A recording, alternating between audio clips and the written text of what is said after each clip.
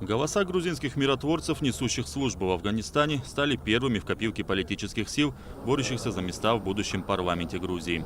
Спецучастки для голосования заранее были открыты на нескольких военных базах.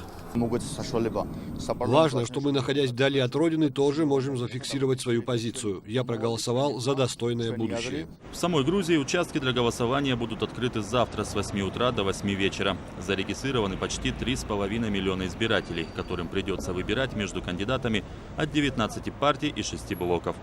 Правящая грузинская мечта тем временем подводит итоги предвыборной парламентской кампании, которая стартовала 4 месяца назад. Такого мирного и демократического предвыборного периода в истории независимой Грузии еще не было.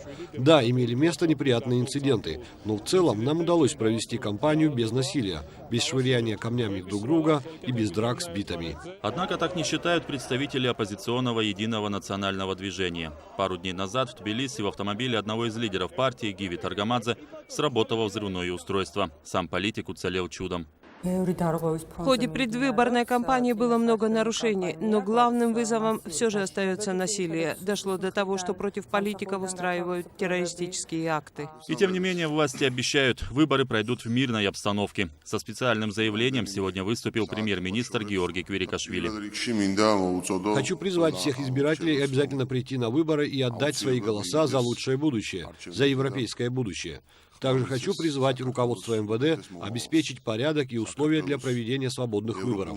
Уверен, каждый сотрудник ведомства сделает все, чтобы выборы прошли мирно и свободно. Следить за порядком на выборах будут и представители мониторинговых миссий. Зарегистрировано 6,5 тысяч местных и почти 500 иностранных наблюдателей. Приблизительные итоги выборов станут известны уже утром 9 октября. А до этого, сразу после закрытия участков, будут опубликованы данные нескольких экзит-полов, проводимых по заказу грузинских телекомпаний. Звет Мчедлишвили, Грузия, Тбилиси, специально для настоящего времени.